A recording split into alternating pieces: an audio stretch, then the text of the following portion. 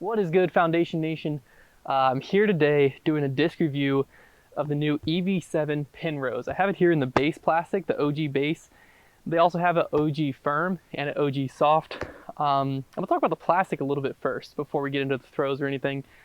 The OG base has a little bit of gumminess to it, not a ton. To be honest with you, it kind of feels like a Gateway plastic to a certain degree. Has that like eraser type feel to it. Also has a similar feel to Prodigy like 200 or 300 plastic. If you kind of mix those two, if you took like a Gateway plastic, kind of that tackiness, and mixed it with a Prodigy like 300, I think that's kind of what you would get here. If we take a closer look at the kind of rim of the disc, it looks very similar to kind of like a P Model S or a P Model US. It also kind of has a similar edge here that you see on a PA3. It's a very Prodigy-esque putter. I believe that's because the owner and founder of EV-7 used to be one of the founders of Prodigy.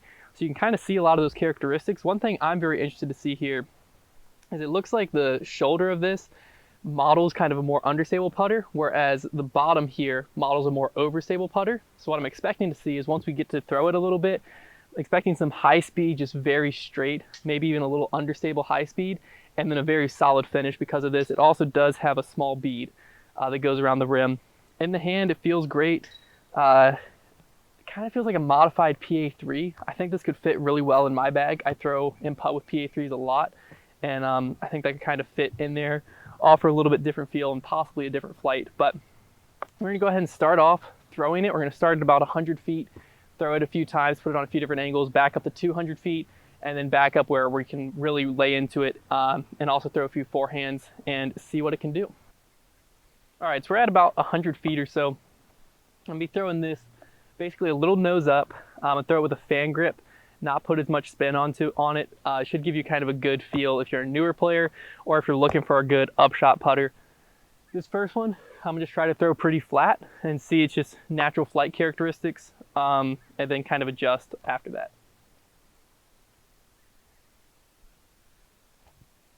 Okay, I put a little ante on it, but it did end up coming out. That's probably a little bit of the nose up.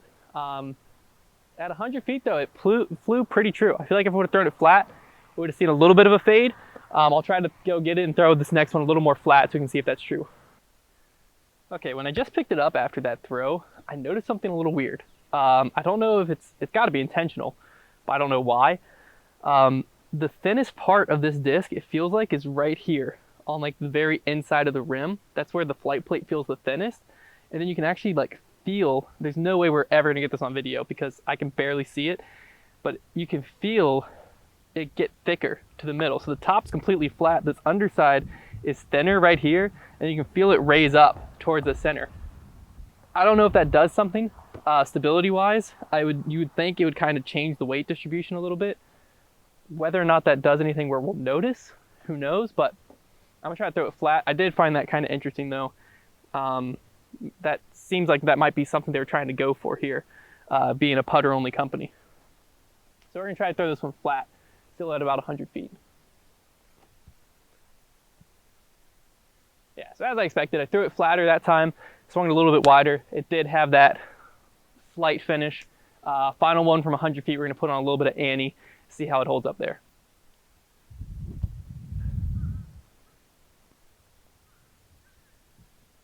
Came out of it a little sooner than I would have expected. But I mean, from 100 feet right now, can't really tell much, only 100 feet away. It's flying like 95% of other putters I've thrown. Nothing crazy yet. Let's go back to 200 feet. All right, I'm gonna try a few from 200 feet out now, put a little more torque on it, see what it does.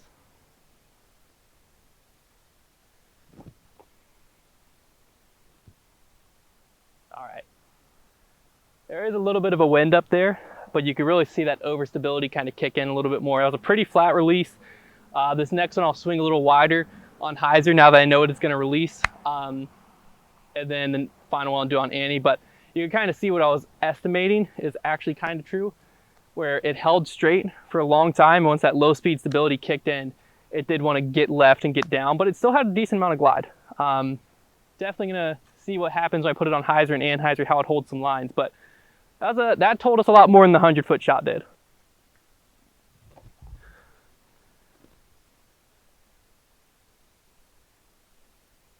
Really does have a pretty good amount of glide for a putter.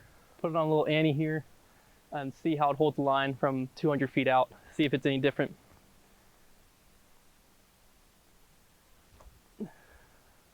Oh, flex out of it actually. How surprising, to be honest with you. I thought it was going to hold it a lot more, but didn't. All right, while we're at 200 feet, we're gonna try the forehand. On Anheuser, to be honest with you, seemed a lot more stable than I was expecting after throwing it flat and on hyzer. Still had that nice glide, but to see it come out like that, have you, Trevor, they won't be able to hear you, but have you ever really seen a putter do that? I haven't either. That was the first time that this disc has done something that I'm like, that was very interesting. Because it held it, like every other line, it pushed really far straight, then faded. So expected Anheuser, something that pushes really far straight, normally on Anheuser will just like slowly pan, whereas this one wanted to actually get out and get back. Kind of weird. Let's try a little forehand action here. Normally throwing a putter this deep, this far away, and my forehand, not a great mix, but we're gonna try it anyways. Also, it's now a headwind, in case that does anything to this disc. Put it on a little hyzer, probably rolled my wrist somewhat, but it held up to torque pretty good. You could see that like flutter, that means I didn't get a clean release, and it still flew pretty straight, considering the headwind too. If you like the feeling of deep rimmed putters for forehands, this might be a good one. For me, no. I just don't like that feel. All right, this is gonna be the final shot of the video. I'm gonna lay into this one a little bit, just kind of aim towards those woods over there. I'll try to rip on it flat.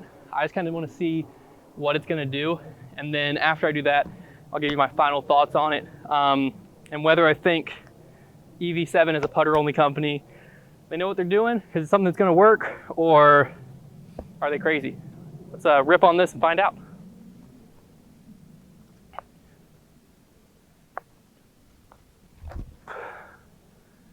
Wow.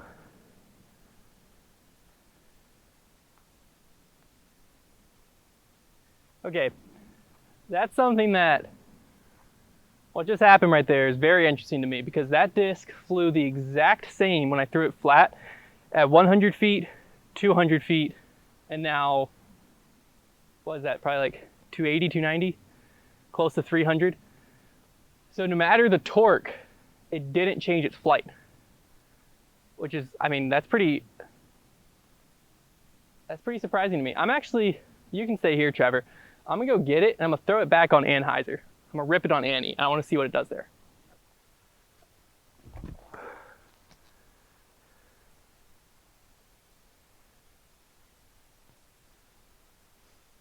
All right, I'm gonna go pick it up, and then I'll give you my final thoughts.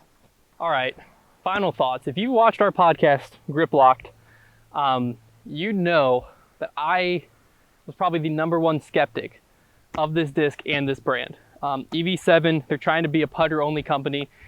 This is like their first flagship model. This is like their only disc on the market right now. And we basically said they were gonna have to do something game-changing for it to be worth it. Is this that disc? Game-changing? No. This isn't anything crazy, but I will say it's a very confusing disc, and I'll explain why. I kind of said it earlier, but from 100 feet, 200 feet, and close to 300-ish feet, the disc seemed to fly the exact same, and it was also very forgiving. So basically, like, when I threw it on hyzer, it almost had the same flight as when I threw it flat, and it almost had the same flight when I threw it on Annie. Like, everything wanted to get to flat and then hyzer out from every angle, which I have not seen in a disc before. It was very, like, it almost gives me confidence in this putter that, like, I could throw it on the line. It doesn't really matter. Like, if I'm trying to throw it flat and I tweak it a little bit hyzer, a little bit Anheuser, like, it's gonna get to flat and it's gonna hyzer, if that makes sense. How they did that and why this disc is like that, I'm not smart enough to know. I think it's gotta be something with weight distribution or something. I sound as crazy as everyone else. Is it game changing? No. Is it a very great throwing putter? Yeah. I wish I could kind of explain the middle being thicker than the outside, but that's the only difference that I can genuinely feel that I think might be causing this. But I'm very impressed. I actually might put it in my bag just because I'm so perplexed by it that I want to throw it more. Because it really did. Like, I hit it flat and hard, and I feel like no matter how hard I was throwing it flat, it was doing the same thing. No matter how soft, it was doing the same thing. If you're interested in checking one of these out, we have it available in all 3 plastics over at foundationdisc.com. I would highly recommend at least trying it. If you have a friend that has one, go throw it. Because, like I said, maybe let me know in the comments down below. Am I just crazy today? I kind of feel crazy right now. What? 4 plastics. There's 4 plastics? What's the 4th plastic? There's soft. Soft, base, firm. Oh, there's a medium. Yeah. I did not know there was a medium. Yeah. We'll have to correct myself at the beginning. But I kind of feel crazy right now. The way I like feel in talking about this disc. I feel like a conspiracy theorist. Who knows? Penrose. Check it out.